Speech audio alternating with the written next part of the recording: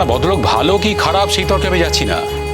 ভদ্রলোক অনুজ হতে পারে, নাও হতে পারে, সে ভালো হতে পারে, খারাপও হতে পারে, কিন্তু সেটা তো পরের কথা। সবটাই হতে পারে আর হতে পারে না, এর মধ্যেই আটকে আছে। হবে কি হবে না সেটা তো পরের কথা। তার আগে আমার মাম্মাম যদি এরকম একটা খারাপ লোকের সঙ্গে মেশে, সেটাকে মামামের যদি কোনো ক্ষতি করে দেয় লোকটা। তুমি তো সেই গ্রাউন্ডে কথাটা বলছো না রিতাপরি, তুমি কথাটা বলছো অন্য গ্রাউন্ডে। কারণ তোমার খারাপ লাগছে এটা ভেবে যে তোমার মা তার নিজের জীবনে সুখ খুঁজতে যাচ্ছে। আমি মেনে নিতে পারছি না, আমার এটা মানতে ভীষণ প্রবলেম হচ্ছে। আমি জানি না উনি কি ভাবছেন, তবে একসঙ্গে কাজ করার কথা বলেন আমাকে।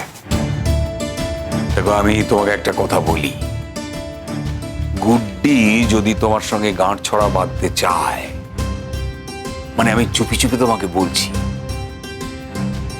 আমি তোমাকেই বলছি, সবাইকে কথা বলতে পারবো না, সবাই এটা মেনেও নেবে না, কিন্তু সেরকম যদি হয় আমি থাকবো তোমাদের পাশে।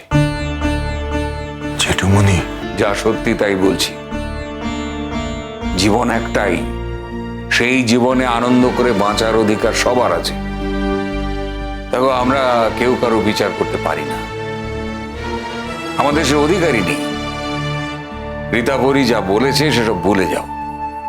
রীতাপরির সেই লোকাস্ট্যান্ডই নেই বলার। গুড্ডি ওকে অনেক বেশি সম্মান দিচ্ছে, তাই এখনো ওকে অ্যালাউ করছি, ওর কথা শুনছি। গুড্ডি যদি ওকে বলে যে তুমি বড় হয়ে গেছো, তোমাকে আমি দাঁড় করিয়ে দিয়েছি, মানুষ করে দিয়েছি, এখন আর আমার বিষয়ে কথা বলার তোমার কোনো অধিকার নেই, তখন ও কি করবে? দেখুন, আমি জানি না, আমি গেসই করছি আর কি।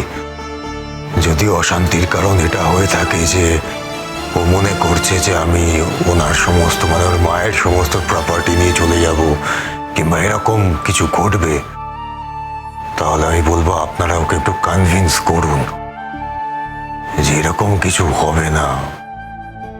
হয়তো তাহলে ও একটু রিলিফ পাবে। আমার দিক থেকে ওকে কনভিন্স করার কোনো প্রয়োজন নেই, গুড্ডির দিক থেকে আছে। গুড্ডি মানে ওর মা যদি কাউকে ভালোবেসে সমস্ত সম্পত্তি দিয়েও দেয়, তাহলেই বা ওর কি করার আছে? ও কি কিছু করতে পারে সেখানে? ওকে কিছু বলতে পারে, বাধা দিতে পারে? না, পারে না। তাহলে এসব কথা বলে লাভ কি? ওর মার পালিত মেয়ে বলে সব সম্পত্তি যে ওর কাছেই যাবে এমন তো কোনো কথা নেই।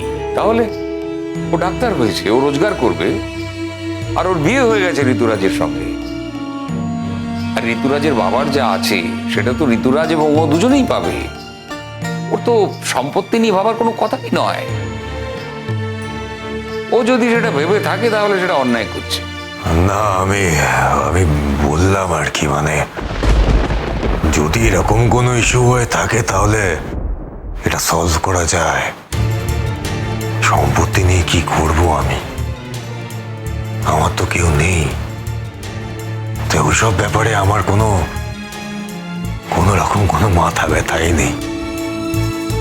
আর দেখুন, আমি নিজেই তো জানি না যে আমি কোথা থেকে এসেছি, কোথায় যাব, কদিন বেঁচে থাকবো তাই জানি না। এরকম একটা সিচুয়েশনে টাকা পয়সা সম্পত্তি কি হবে এসব দিয়ে আমি জানি না অন্য কেউ ভাবে কিনা, আমি ভাবি না। তুমি কি ভাবো না ভাবো তার উপরে কি গুড্ডি সম্পত্তি কাকে দেবে সেটা নির্ভর করে? আমি তো সাজেশন দেব যে গুড্ডি যেন তার সম্পত্তি কাউকে হস্তান্তর না করে। মেয়েকে দেবার তো কোনো প্রশ্নই ওঠে না। আর জীবন থেকে চলে যাবার পরেও তো মানুষের কিছু কাজ করার থাকে সমাজের জন্য। দরকার হলে সেরকম কোনো সাধু কাজেই ব্যয় করবে টাকাটা। মেয়েকে সব দিতে হবে, পুঁজিপতি বানাতে হবে, তার তো কোনো মানে নেই। এই ব্যাপারে আমি কি বলি বলুন তো? না না না, তোমার কিছু বলার নেই। হয়তো ঋতুরাজ আসছে। ও, তাহলে মনে হচ্ছে অপারেশনটা হয়ে গেছে ভালো। কি অবস্থা? নিশ্চয়ই সমস্ত কিছু ঠিকঠাক ভাবে হয়েছে, সাকসেসফুল হয়েছে তো অপারেশন? দাদান, অপারেশন সাকসেসফুল হয়েছে, চিন্তার কিছু নেই। বেডে দিয়ে দেবে একটু পর। যাক বাবা, বলছি দাদান, দেখো সে কতক্ষণ হয়েছে তুমি এখানে এসেছো, তুমি এবার বাড়ি যাও। আরে আজকে কাটবে না তো কবে কাটবে রে? গুড্ডি মেয়েটার এই অবস্থা, আর আমি ওর পাশে থাকবো না বললি কি করে? একটা অপারেশনের ব্যাপার, জাগে ওকে কি এখন দেখতে দেবে? হ্যাঁ, দেখতে দেবে, তবে একটু পরে। তুমি গিয়ে দেখে আসতে পারো।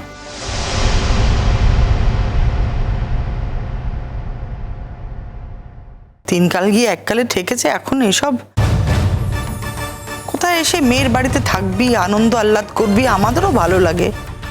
পাহাড়ে যেতে ইচ্ছে করে তো যা না, গিয়ে কিছুদিন থেকে আয়। তা না করে এই সমস্ত কেলেঙ্কারির মধ্যে জড়ানোর কি দরকার? তোমার এই প্রশ্নটার উত্তর না আমি দিতে পারবো না তোমাকে মাম্মা। তবে হ্যাঁ, তোমার প্রশ্নের মানেটা আমি বুঝতে পারছি। মানে তুমি জীবনকে এইভাবে দেখছো। আমি কিন্তু অবাক হয়ে যাচ্ছি ঋতাভরীকে দেখে।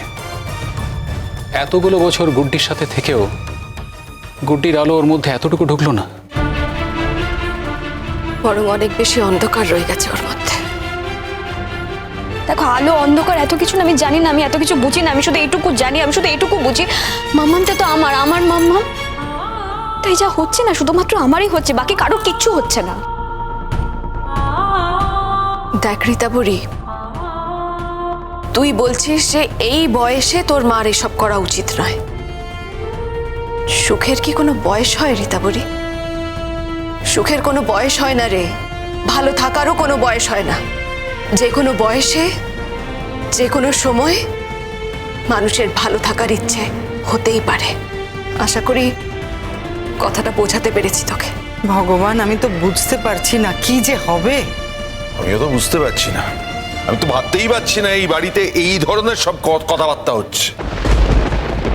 হবে হবে, এরকম আরো অনেক কিছু হবে।